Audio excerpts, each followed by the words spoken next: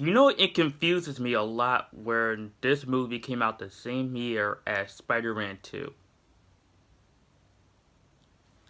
And we got this crap.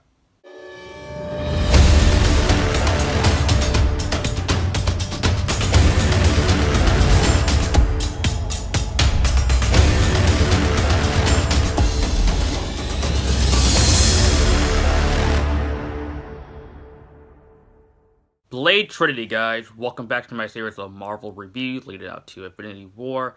And let's talk about, obviously, the worst of the three Blade films, Blade Trinity. This one directed by David S. Goyer, who wrote and produced the first two Blade films. And obviously, like I said before, this is the worst out of the three Blade films. This is a huge step down from the first two. And this movie feels just like almost I don't know if it's studio interference or the director or Wesley Snipes or whatever they did to make this movie completely terrible than the first two films. It just feels like they just gave up and dropped the ball and everything. So in this film, Blade is viewed as a criminal by the police and the FBI and the SWAT team, and eventually Whistler gets killed by the FBI, and that just pisses me off completely how they killed off Whistler again since he died in the first film and he got brought back in Blade 2 and he dies in this one.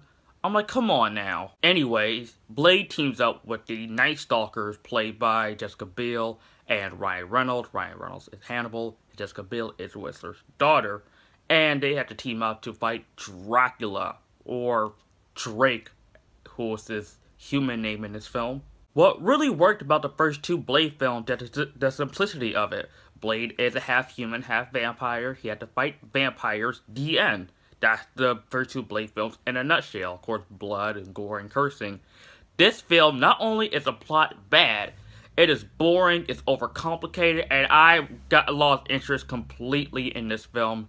Not only is Blade Trinity the worst out of the three Blade films, it probably is one of the most boring comic book films I've ever seen. And it really sucks because the first two Blade films are really entertaining and really fun comic book movies that are rated R, that are bloody, that has no problem with using the F-bomb or the S-bomb or any profanity.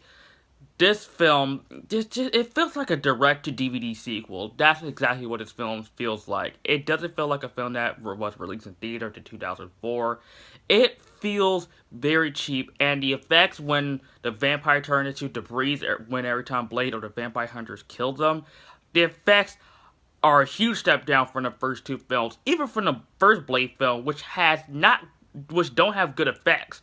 But those effects are better than the effects in this film, and that's completely sad. But I will admit, Ryan Reynolds as Hannibal is probably the only saving grace in this movie, because Hannibal is a BA. I like this character a lot, and this is actually the first comic book character that Ryan Reynolds has ever starred in the first comic book movie. Later on, he did Origins, Wolverine, which was horrible. He did Green Lantern, which was terrible. And he redeemed himself with Deadpool, which is amazeballs.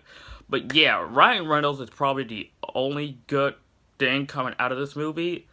But I would even say that Blade, the character himself, was actually great in this film. Despite the fact that Wesley Snipes had made his character his own, in the first two films, he was a total BA.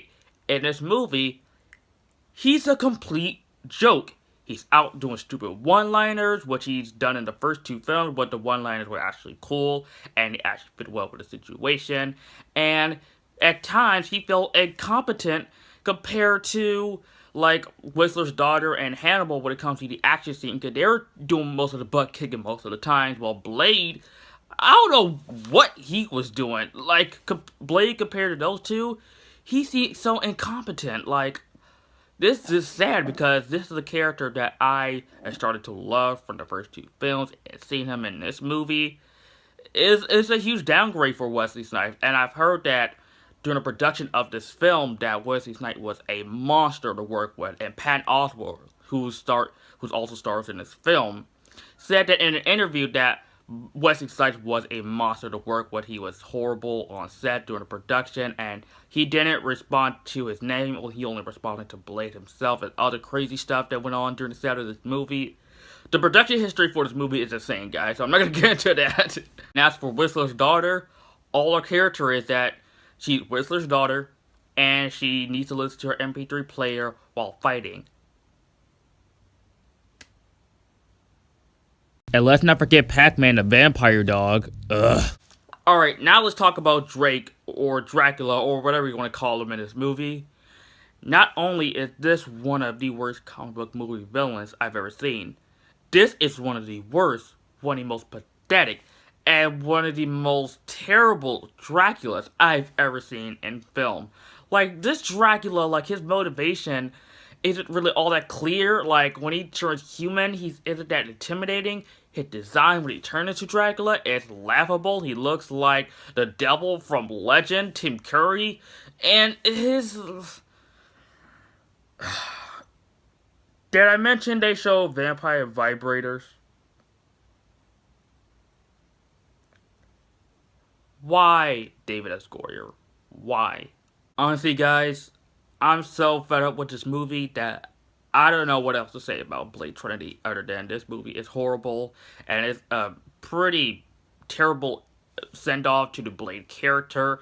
I really hope that Marvel revives his character, and I hope Wesley Snipes come back as Blade, because Wesley Snipes definitely deserves another chance as a character. I do love him as his character, but how Blade was portrayed in this movie was totally a big FU. Like, seriously. Hopefully, Marvel, if you're listening, or please revive Blade. I know you guys are probably talking about it, but hopefully you guys give Blade the credit and justice that he deserves. Because Blade is a Marvel character that definitely deserves it. Just not in this film. I'm gonna give Blade Trinity a D+. Thank you so much for watching, guys. Let me know what you think of Blade Trinity in the comment section down below. And stay tuned for my reviews of Daredevil, Elektra, and The Punisher from 2004. Yeah. Yeah, let me know your thoughts in the comment section down below. And if you're new to my channel and you like this video, like, comment, subscribe. I'll see you guys next time.